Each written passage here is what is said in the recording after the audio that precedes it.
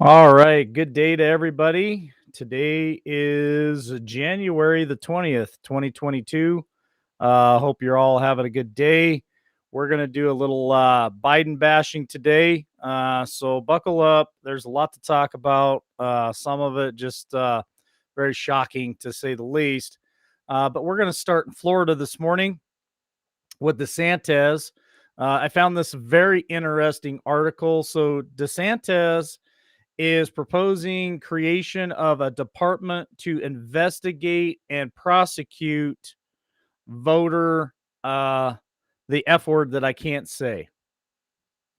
So Governor Ron DeSantis, a Republican, proposed last week the creation of an election integrity unit to investigate and arrest those who commit voter F word. So this is just for the state of Florida. It looks like it's going to require about 52 people. Their job is to investigate, detect, apprehend, arrest anyone for an alleged violation from election security tips of election F word. Um, so the cost of that program, he's saying, would be around $5.7 million and must be approved during Florida's 60-day legislative session this year. Goes on further to say that this could be something that is a leading thing that other states look at this and they also pick up on it and say, hey, we want to do the same thing. So is this good news? Is this bad news? For me, as long as we're keeping it to the states and not trying to federalize anything, I think it could be a good thing for other states to jump on board and do the same thing. So let's head on to the next headline. I want to talk about CNN's Tapper. So reporters haven't linked Trump questioning results, and Biden wouldn't accept the 2022, but I won't compare Biden to Trump. So old Tapper here, Jake Tapper, was on CNN, and they were talking about the speech or the press conference that Biden just gave yesterday, and Biden said some pretty interesting stuff, and I took a look at it, and so Tapper, of course, what is good for one is not good for the other. They want to crucify Trump and all Trump supporters for saying certain things, but if Biden comes out and says something very similar, we're going to turn our heads and look the other direction. So I'm going to read more about this in the other article about what Biden said, but it's just this is what we're talking about, the lamestream media. This is what we keep preaching. We keep talking about this. They won't report both sides of the story. They will only report their propaganda. And we've got to break this cycle. We got to break the fake news, and the only way that we're going to do that is to like and share out this place, LWN. We gotta share other good news organizations out there putting out good information like Right Side Broadcasting, America One News, and places like that. We really need to break the cycle of this lamestream media. All right, we're going to jump over to China now, and we're going to talk about the Olympics real quick. I won't stay long on this because the dumpster fire is burning out of control, and I want to talk about it. All right, China claims that the raging sickness outbreak will magically end before the Olympics. Now, I reported on this last week about how surrounding cities around Beijing are having all kinds of sickness breakouts. It's raging out of control. Beijing had put a bubble around the city, and they're requiring athletes to carry phones with this app where they can track them and monitor them at all times. Both variants, the Delta and the Decepticon, are raging out of control and have been detected in the last 3 days. Now, the Chinese government is also claiming that they received one of the viruses from packages and mail coming from Canada, from Toronto. Can you believe that?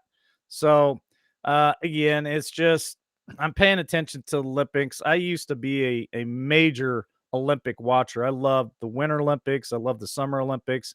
But with everybody getting politicized about this stuff, I could care less at this point. But what I find interesting is the place of origin where the sickness was created. They're now starting to have outbreaks, and they're trying to save the Winter Olympics. We'll see what happens. Let's keep an eye on it. All right, to the dumpster fire. Here we go. Whew, yeah, baby. Let's talk about some more polls. So, old Joe Biden's job approval crashes to 34%. I'm going to read you some of these numbers. Only 34% of respondents approve of President Joe Biden's job performance, hitting a new low after roughly 1 year of being in office, according to the CIVIQS rolling job approval average. So it goes further to say Biden also received a high 56% disapproval from the poll, with 10% of the respondents saying they have no opinion.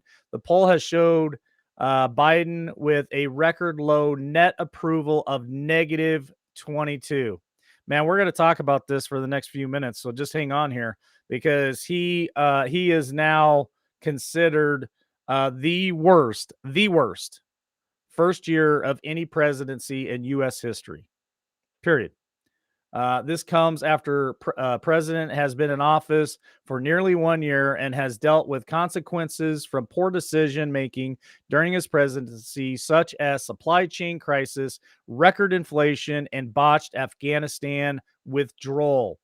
It goes into breaking it down to age groups, men and women. It does say that he's underwater with women and men as well. Men only showed 30% approval, with 61% disapproval and 7% having no opinion, while women only showed 38% approval and 50% disapproval, with 12% saying they have no opinion. They break it down into race and all kinds of other stupid things, which I won't go into. My point is this guy is now 365 days, and what has he shown us? What has he proven to us? Nothing. It's an absolute train wreck. So let's talk about the border crisis. Let's talk about his administration on this. And I'm going to just hit this for just a couple of seconds here. But West Texas border sector now epicenter of migrant crisis. I got to reach out to um, Frank Lopez Jr. because I think this is right there where he's at and he's reporting. We got to get him on the show here again to give us an update. But Del Rio, Texas, a source within the U.S. Customs and Border Protection, the CBP, explains that Del Rio sector is holding the lead in migrant apprehensions throughout the Southwest. Now, listen to this. Just this month, and this month is not over yet, in January thus far, there has been nearly 16,000 apprehensions, averaging almost 1,000 per day of illegals coming across our border just in that one sector. That's the Rio Grande Valley sector. That's just one area, and they have done nothing, and I mean nothing, to help this problem. They have done everything they possibly can to make the problem worse. This administration. So the dumpster fire continues to burn, right? Let's talk about his foreign aid or his foreign policy. So Ambassador Friedman, after 1 year of Biden, U.S. foreign policy is adrift. Now, I'm going to talk about this for just a minute and how important this is and what his policies and what the decisions they have made have done to the U.S. So I had fully anticipated a disagreement with President Joe Biden's foreign policy team once it took office. After all, we had such profound differences on the Iran nuclear deal, the risk presented by the Chinese Communist Party, and Israel-Palestine conflict, and Russia threatened our threat and other important issues. He goes on to say, now, a year later, I find that there are a few coherent policies which merit a serious response. Far worse than advancing bad policies, the Biden administration is acting with breathtaking incompetence in a matter that has infected the entire United States diplomacy. And then he goes on to talk about the 20 years we were in Afghanistan and then the debacle that happened as we were pulling out. The U.S. ended up surrendering to terrorists. They betrayed their own allies and partners.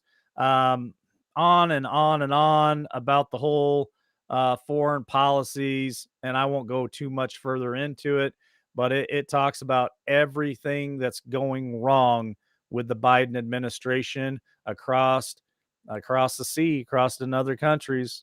So this dumpster fire is burning out of control. Let's talk about more of it. This one will be very short.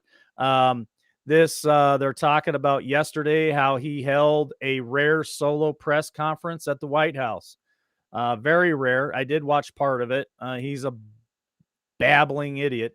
So President Joe Biden will host press conference on Wednesday, likely taking questions. Now listen to this. Remember, when T would address the lamestream media, even Obama, Clinton, Bush, any of them, they would just go into the press conferences or as they were walking to Marine One, Air Force One, whatever, they'd take questions, they'd answer questions. There was no 5x5 little index card that they'd have written on there what the questions were going to be and what he should answer. It was always off the cuff. It was very organic.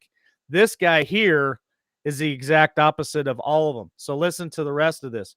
Likely taking questions from a list of pre-selected reporters picked by his staff because he cannot handle taking real questions. And he has to have the answers already written down so that as he calls on Jill or Jim or whoever that they tell him he has to call on, he already knows what question they're going to answer. And to the right of that is the answer that he needs to give them. They have to show some type of confidence in his ability to answer questions, and they're not fooling anybody. Nobody is buying this BS. It's just ridiculous. So let's read a little further. This will be the president's number six. Let me hold them up. Number six, solo press conference, and the second formal press conference held in the White House. Okay, now I talked about this a couple weeks ago. I talked about at the same period of time in the Trump administration and in the Obama administration, Biden had done 16 press conferences total in his first year. Trump had done 57, and Obama had done a whopping 155. This guy has done 16. This is only the second solo that he's done in 365 days. Now, you tell me that there's not something wrong. All right, more dumpster fire. Let's talk about his comments about education. So he makes the comment very few schools are closed while almost 3,500 remain closed because of the Decepticon variant. So again, fact checking him, he's wrong. So at the press conference yesterday, President Joe Biden claimed that very few schools are closed, while 3,430 so far this week have been closed due because of the Decepticon variant and the sickness. Last week, listen to this. Last week, 7,030 were closed for the same reason. And Breitbart News has been tracking all school closures since the beginning of the school year.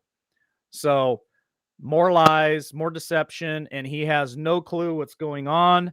And it's just more and more dumpster fire. Let's pour some gasoline in the dumpster and let's let it rage out of control because that's exactly what's happening. All right, here's some more. The big lie. Let's talk about this and listen to what he says, folks. Listen to what this man has to say. So Joe Biden cast doubt on legitimacy of the midterm elections. Now, this is coming from him himself.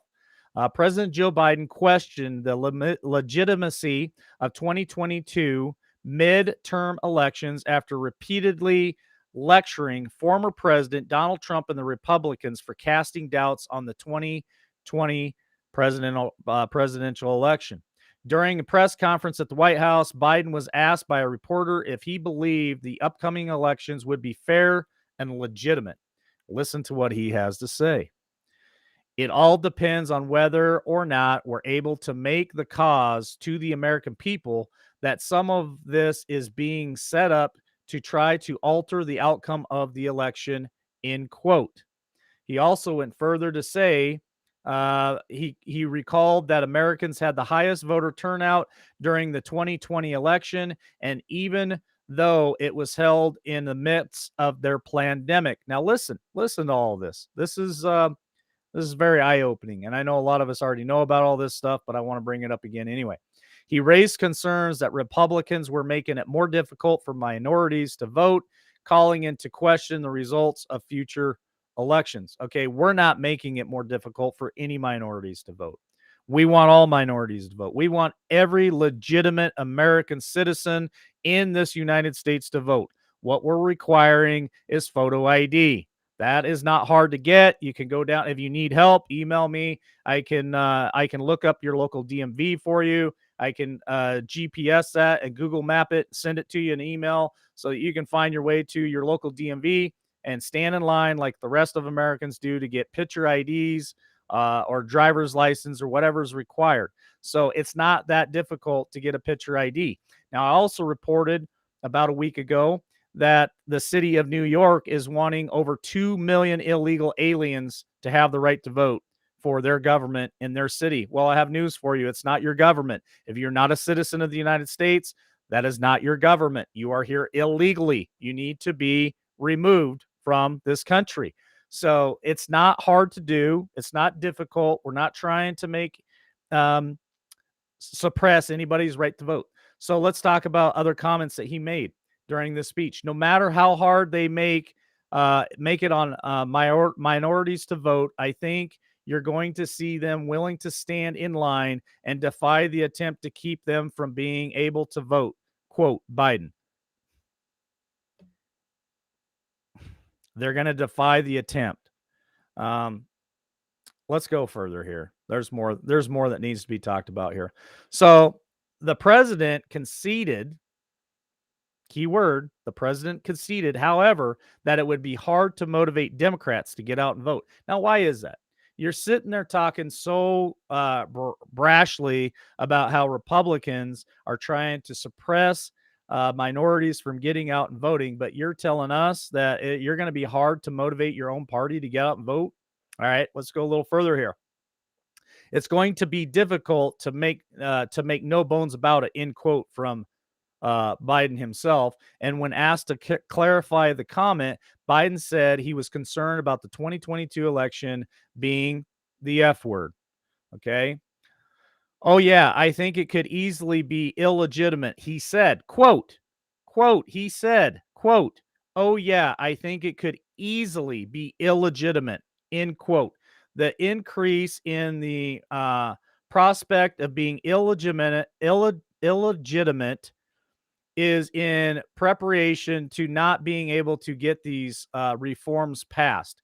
So he's pushing the fact if they don't get the filibuster taken care of and demolished and all the other reforms that they're trying to do, that this vote is just not going to be legitimate. And I strongly disagree with him. Biden has repeatedly denounced Trump and the Republicans for questioning the results of the 2022 presidential election, warning that they had placed a dagger to the throat of democracy. So here's the key. Here's the key that I wanted to catch in this article. So listen to this. Remember, we all heard this in the campaign trail of 2019. It's no longer about who gets to vote. It's about making it harder to vote, end quote, Biden said. But here is the other quote that he made in 2019. So Biden said during an angry speech in Georgia, listen to me. It's not about who gets to count. It's about who gets to count the vote and whether your vote counts at all. Um, end quote. Remember when he said that? It's about who gets to count the votes. And so we've been struggling with this now for well over a year. since November of 2020. We've been struggling with all this stuff. Here's the last headline of the day. The last little gallon of gas I'm going to throw on this dumpster fire. But we've got some top fives here, so stick with me. All right. Exclusive Republican or Representative Greg Murphy, Biden's 365 days of self-inflicted disasters. What are they? I'm just going to read you the top five. All right. I know you already know what they are, but we're going to talk about them anyway. President Biden's first year in office will forever be remembered as the worst year of any presidency in history. Let me repeat that. Be remembered as the worst year of any presidency in history. This is the most popular president of all time. This is the president that got more votes than anybody, more than Obama. And everybody loved Obama, not me, but you know who I'm talking about. And he was more popular, got more votes. He is now going to go down in history as the worst first year in American history. In a year of unprecedented self-inflicted disasters, President Biden has truly outdone himself in systematic failures at the expense of the American people. All right, let's talk about the top five and then I'll get out of here. Um, Number one, and I am going to fully disagree on this one. All right. And I'll tell you why here in just a second. So, number one, the unity president. He preached on the campaign trail that he was going to unify this country. And they claim that he's failed on that. I'm going to say that he was very successful on that. He, what he has done to America has unified patriots across this country like no one I think has ever been able to do before. That's my personal opinion. Like it, don't like it. But I can tell you, with all the dumpster fire going on, we all have united, not because he wanted us to unite, but because of his policies and everything, the mandates that he has thrown upon us and thrust upon us. It has caused all of us to unite in one cause. So I have to disagree with that one. This one here, number two, is the economy. So it talks about, I won't read it all, but it talks about inflation. It talks about the higher gas prices. It talks about the chain supply problems. 70% of Americans disapprove of the president's handling of inflation. That's pretty bad. We're at a 40-year high, 40-year high of inflation. So that's number two. Number three, Afghanistan. We all know the story. It was a debacle. The way that he pulled out, the way he turned everything over to the terrorists. That's number three. Number four, the border crisis. We just talked about it, right? 1.7 million immigrants at the southern border. I think it's more like 1.9 million have crossed the border, and it's a debacle at the border. Number five, mandates, lockdowns, power grabs, and more. That's number five, and it's truly 365 days of self-inflicted disaster, dumpster fire. Thank you, Mr. Joe Biden, for everything that you have done to put America back on track and build back better, put America first. Thank you, sir. You've done such a fabulous job. We really appreciate it. So that is the headline hits for today. I'm glad that you guys joined us. So we will be back. Let's see what's today's schedule. Today is Thursday. Tonight is Ladies' Night, 8 Eastern, 7 Central, 6 Mountain Time. YouTube, Facebook, and Twitch at Liberty Warrior Nation. We have Ladies of Liberty with Tammy the Hammer Nation, Mary Kay, and Scad Warrior 2. And then I might pop on here, just to give you a heads up, I might pop on here and Podbean in the next hour or so and do a Podbean podcast with John Estabrooks and talk more about the vacations and where we're at on that, update you on all the numbers, and just do a quick 1 hour conversation about that. So if you want to join us, be looking for your notification on Podbean. If you haven't joined us yet, join us over at Podbean at LWN Podcast. All right, folks, have a great day. We'll catch you on the next one.